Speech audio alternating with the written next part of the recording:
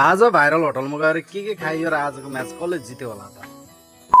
All right guys, welcome to my mini vlog. I hope तपाईँहरू सन्चै हुनुहुन्छ होला, म पनि सन्चै छु। आज पनि फेरि अजय ब्रदरको होटलमा जाँदैछु। अस्तिको भिडियोमा एकदमै धेरै माया गरिदिनु भएको थियो, यो भिडियोमा पनि धेरैभन्दा धेरै माया गरिदिनु होला है त।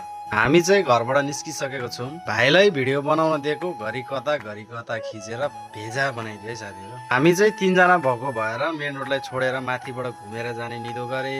बाटोमा फेरि मामाले भेट्यो भने त ल्याङ हान्छ नि त, त्यही भएर बल होइन पास दिमाग लगा भनेर हामी माथिबाट गए। जाँदा जाँदै रोडमा यस्तो देखियो, यस्तो चाहिँ नगरौ भन्न चाहन्छु, किनकि यसले गर्दाखेरि भोलिको दिनमा दुर्घटना निम्ति हुन सकिन्छ नि त। हामी 3 दाजुभाइ कुरा गर्दा गर्दै हामी चाहिँ फाइनली पुगिसकेको छौँ भाइरल होटल। अनि भाइलाई भिडियो बनाउन लगाएर यसो भित्र इन्टर गर्छु भनेर गरेको। आन्टीलाई देखेर के भनौँ भएर म त्यही बस्न थाले। सोसल मिडियामा आफूभन्दा धेरै फेमस भएको मान्छेहरूलाई रियलमा देख्दा त छुट्टै खुसी हुने रहेछ है साथीहरू। सो भिडियो त बनाउनै पर्यो नि भनेर भिडियो बनाउँदै भित्र गएको त आन्टी चाहिँ एकदमै बिजी हुनुहुँदो रहेछ। आन्टीलाई खाजा अर्डर गरेर बजारतिर सामान किन्न जानु पर्यो भनेर गएको त बजार सबै बन्द रहेछ है साथीहरू। किन होला भनेर 1-2 जनालाई यसो सोधेको, शनिबार चाहिँ भण्डारा पुरै बन्द हुँदो रहेछ है। अनि हामी फर्केर जाँदाखेरि चाहिँ खाजा पाकेको रहेन चाहिँ यसो भिडियो बनाउँदै बसेको त साथीहरू हेर्न सक्नु। कसको इन्ट्री भयो त मेरो भिडियोमा कमेन्ट गर्नु है त।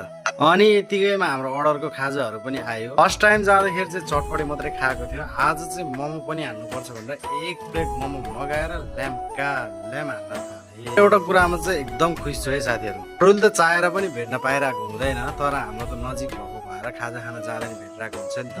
चिकन चटपट भन्ने बित्तिकै यसै नै ब्रान्ड भइहाल्यो साथीहरू, साथमा मोमो पनि एकदमै मिठो थियो है। फेरि चाउमिनको लागि चाहिँ नेक्स्ट टाइम आउने नै छु। खाजा खाएर सकिसकेपछि भाइलाई पैसा तिर भनेको त भाइ त टुवा पर्दिरा भनेर लास्टमा उसैले तिर्यो है त। अनि केटाहरूले स्केटिङ खेल्न जानुपर्छ भनेर ल्याङ हामीले स्केटिङ खेल्ने ठाउँमा गएको त कोही पनि छैन रहेछ।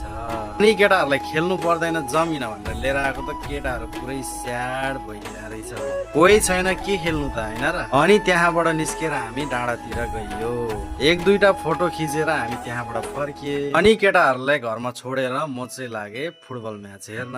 आज चाहिँ राप्ती नगरपालिका वडा कप फाइनल म्याच रहेछ नि त, त्यही भएर हेर्नुपर्छ भनेर म चाहिँ लागे। त्यहाँ पुग्दा चाहिँ खेलाडीहरू सबै रेडी भइसकेको रहेछ।